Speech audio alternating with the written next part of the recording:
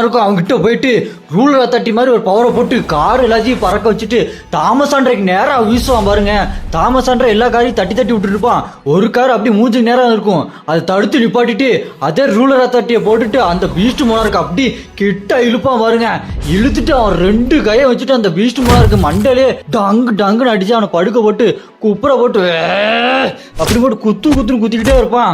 நம்ம தாமஸ் ஆண்ட்ரைக்கு மனசுல ஏதோ ஒன்று தோணும், கண்ணா என்னது இது, ரொம்ப வித்தியாசமான ஃபீலிங்கா இருக்கு, நான் இதுல ஜெயிக்கிற மாதிரி எனக்கு ஃபீல் ஆகல, கொஞ்சம் விசித்திரமா இருக்கு, இங்க என்ன நடக்குது அப்படின்னு யோசிக்கிட்டே குத்திக்கிட்டே இருப்பான். அந்த பீஸ்ட் மோனார்க்கோட முடி அப்படி வெள்ளை கலர்ல மாறி அது பயங்கரமா மாறிடும். அது நம்ம தாமஸ் ஆண்ட்ரை பார்த்து சொல்லும் பாருங்க, நீ ரூலர்ஸ் பவர் இருக்கிற பொம்மடா, உன்னோட இந்த மொக்கட்ரிக்கெல்லாம் நிப்பாட்றியா அப்படின்னு சொல்லிட்டு பயங்கரமா எந்திரிச்சு நிக்கும் பாருங்க.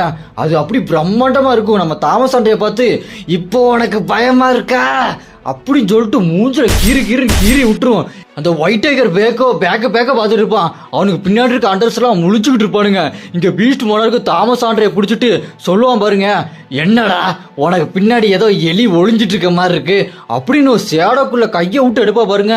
அது ஆன்டி சேடோ நம்ம ஹீரோ தாமஸ் ஆண்ட்ரை கிட்ட விட்டுருப்பான். அது அப்படி கழுத்தை பிடிச்சி நெருக்கி கொன்றுவான். அப்புறம் தாமஸ் ஆண்ட்ரை பிடிச்சி தூக்கிட்டு, என்னடா ஆரம்பத்துல இருந்து உன்னோட பவரை காமிச்சிட்டு இருந்த, இப்ப காட்டுற உன்னோட பவரை அப்படின்னு பீஸ்ட் மோனார் சொல்லுவான் பாருங்க. நம்ம தாமஸ் ஆண்ட்ரை டப்புன்னு அந்த சீல்டு எல்லாத்தையும் உடச்சு தள்ளிட்டு போயிடுவான். தாமஸ் ஆண்ட்ரை காணாம போயிடுவான். எங்கடா நான் அந்த பீஸ்ட் மோனார் பார்த்துட்டு இருப்பான்.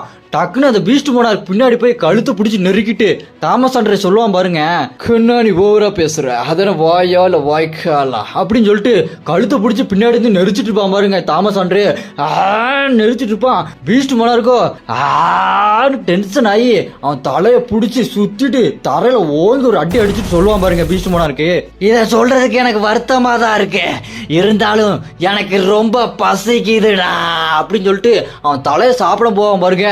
அப்போ ஒரு பவர் வந்து அடிக்கும். அடிச்ச அடியில கொஞ்ச தூரம் தள்ளி போய் நிற்பான். யாருடா பார்த்தா ஜெர்மனி அன்று. அவன் வந்துட்டு, ஏய் இங்க நீ என்ன வேணாலும் பண்ணுவ, நான் பார்த்துட்டு சும்மா இருப்பானா, நான் உன்னை சும்மா விட மாட்டேன்டா அப்படி ஜெர்மனி அன்று சொல்ல, அங்க பீஸ்ட் மோனாருக்கு பார்க்க பயங்கரமா நின்று இருப்பானா. அதை பார்த்து அவன் பயந்துருவான் ஜெர்மனி அன்று.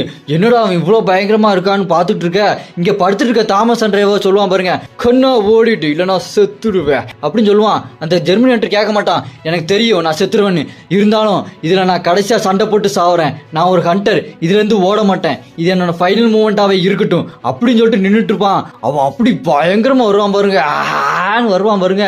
அதை பார்த்து மிரண்டுட்டே மனசுக்குள்ளேயே யோசிப்பான் பாருங்க. காமெடியா இருக்கும், நான் கரெக்டான முடிவு தான் எடுத்திருக்கேன் அப்படின்னு சொல்லிட்டு இருக்க. அந்த பீஸ்ட் மோனாருக்கு அப்படின்னு வருவான் பாருங்க, இல்ல நான் தப்பான முடிவு எடுத்துட்டேன் அப்படின்னு பயந்துகிட்டு இருப்பான். அப்போ டக்குன்னு ஒரு வாய்